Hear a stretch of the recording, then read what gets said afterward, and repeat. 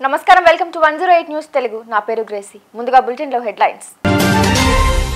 నా మిత్రుడు చంద్రబాబుతో కలిసి పనిచేస్తాం టీడీపీ ఎంపీలతో ప్రధాని మోదీ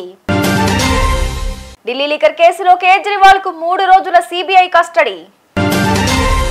ఢిల్లీ ఎయిమ్స్ లో చేరిన ఎల్కే అద్వానీ ఆరోగ్యం బాగానే ఉందన్న కుటుంబ సభ్యులు ఉపాధ్యాయ బదిలీలు పారదర్శకంగా జరగాలి అధికారులను ఆదేశించిన మంత్రి లోకేష్ స్పీకర్ కు జగన్ లేఖ రాయడం సిగ్గుచేటు కడప ఎమ్మెల్యే మాధవిరెడ్డి ఆగ్రహం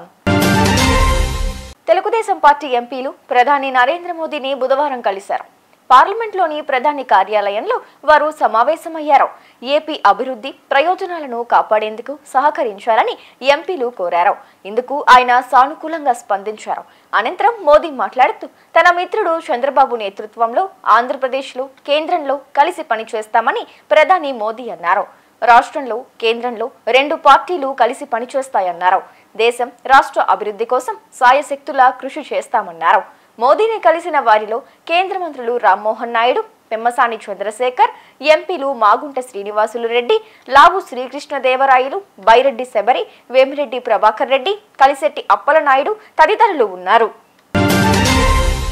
ఢిల్లీ లిక్కర్ కేసులో ఢిల్లీ ముఖ్యమంత్రి అరవింద్ కేజ్రీవాల్ కు ఢిల్లీ కోర్టు 3 రోజుల కస్టడీ ఇచ్చింది మద్యం పాలసీ కేసులో సిబిఐ ఆయనను బుధవారం తిహార్ జైలులో అరెస్టు చేసిన విషయం తెలిసిందే కోర్టులో ఆయనను హాజరుపర్చిన సిబిఐ 5 రోజుల కస్టడీని కోరింది అయితే కోర్టు 3 రోజుల కస్టడీకి అనుమతించింది ఆయనను 29న సాయంత్రం 7 గంటల్లోగా కోర్టులో హాజరుపరచాలని సిబిఐని కోర్టు ఆదేశించింది కోర్టులో కేజ్రీవాల్ మాట్లాడుతూ మనీష్ సిసోడియాపై తాను వాంగ్మూలం ఇచ్చానని సిబిఐ చెబుతోందని ఇందులో వాస్తవం లేదన్నారు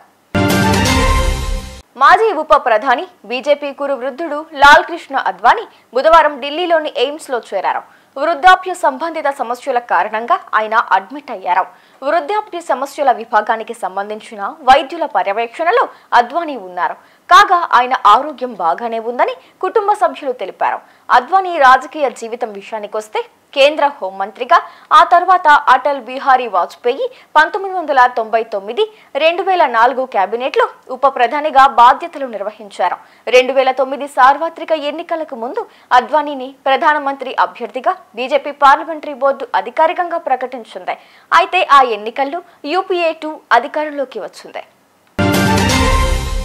ఇకపై ఉపాధ్యాయ బదిలీలు పారదర్శకంగా జరగాలని ఏపీ విద్య ఐటీ ఎలక్ట్రానిక్స్ శాఖల మంత్రి నారా లోకేష్ అధికారులను ఆదేశించారు పాఠశాల విద్యలో చేపట్టాల్సిన మార్పులు ప్రమాణాల మెరుగుదలకు తీసుకోవాల్సిన చర్యలపై పాఠశాల విద్యా ఉన్నతాధికారులతో సచివాలయంలో బుధవారం సమీక్ష నిర్వహించారు ఉపాధ్యాయుల బదిలీల విషయంలో గతంలో మాదిరి రాజకీయ ఒత్తిళ్లకు తావు లేకుండా విధి విధానాలను రూపొందించాలని కమిషనర్ను ఆదేశించారు ఈ విషయంలో ఉపాధ్యాయ సంఘాల సలహాలు సూచనలను పరిగణలోకి తీసుకోవాలన్నారు ఉపాధ్యాయులకు బోధనేతర పనులు అనవసరమైన యాప్ల భారాన్ని తగ్గించి పూర్తి స్థాయి బోధనపై దృష్టి సారించేలా చర్యలు తీసుకోవాలన్నారు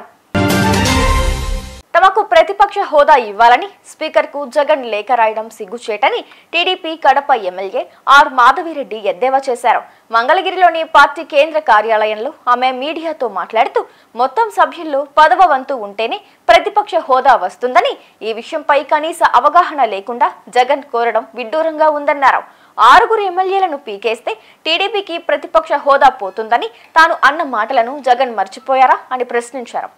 ఈరోజు మాజీ సీఎం జగన్మోహన్ రెడ్డి గారు